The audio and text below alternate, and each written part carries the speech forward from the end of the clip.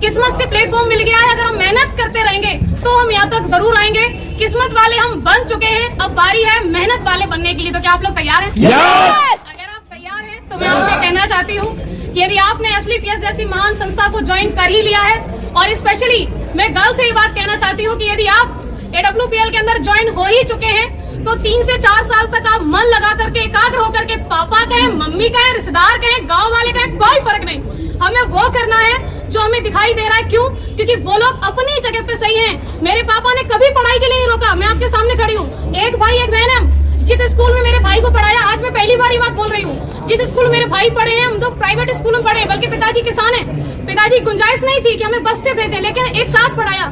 हमेशा मेरे पिताजी एक बात बोला करते थे बचपन में कि आप तुम दोनों मेरे लिए बराबर हो, मेरे लिए ज्योति सौरभ दोनों बराबर हैं। आप मुझे बताइए, बेटी हर कोई नहीं चाहता, उसका कारण भी बेटियां बनती है ना, कि वो शादी के बाद बोलती है अब तो मैं यहाँ आ गई हूँ, अब तो मेरा यही परिवार है, अब तो जो मैं कमाऊंगी बात देंगी। कौन बाप चाहेगा मेरे घर में बेटी पैदा हो? क्योंकि एक तो इसको पढ़ा लिखा के बड़ा करो, कमाने लायक बनाओ, और उसके बाद तो ये तो चली वहाँ जाके कमा के देगी, कौन चाहेगा?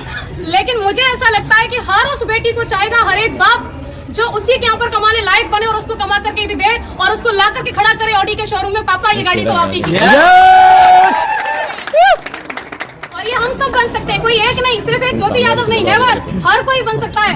क्योंकि मैंने किसी को देख करके सपना बनाया तो ये आपकी बहुत कमी है कि आप सिर्फ देखते ही रहते हो। अगर आप देख रहे हो तो मैं कहूँगी डिसीजन लीजिए, और अगर डिसीजन ले लिया है तो 3 से 4 साल तक मन लगा करके आप काम कीजिए।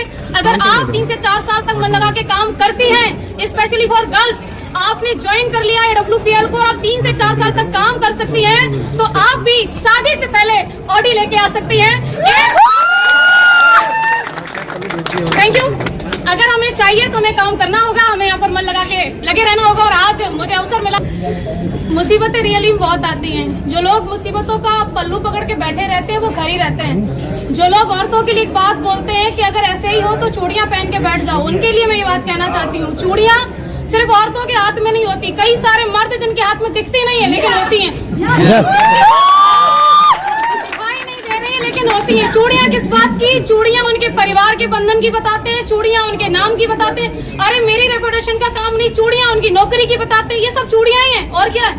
आपको एक 50,000 की इनकम से कोई व्यक्ति 100 करोड़ का बिजनेस प्लान दे रहा है और आप कह रहे हो नहीं हमारे पास तो परेशानी है, हमारे पास तो मरने का टाइम नहीं है। हर जगह मुसीबत है। ये गाड़ी आपको क्या लग रहा है ऐसे ही आ गई? नहीं, लड़की होके गाड़ी ले आए। कैसे? मेरे साथ ही हुआ। मैं बता रही हूँ आपको, गुरुजी अगली साल उनका रिटायरमेंट है, BOI में। अब फाइल हमारी पहुंची, क्योंकि 50 लाख वाला जो ऐसे ना दूसरी बैंक होती है वहाँ रेफर किया जाता है। उनका पहला सवाल, आपके पास पहले से गाड़ी है? हमने बोला हाँ। आपकी किस्त बराबर चली? बोले हाँ। सिविल कितनी है? 806 तक की मेरी सिविल थी। बोले ठीक है।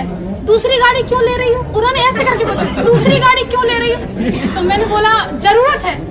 तो बोले ऐसी क्या जरूरत है, मैनपुरी में रह के तुम्हें इतनी बड़ी गाड़ी की जरूरत क्या?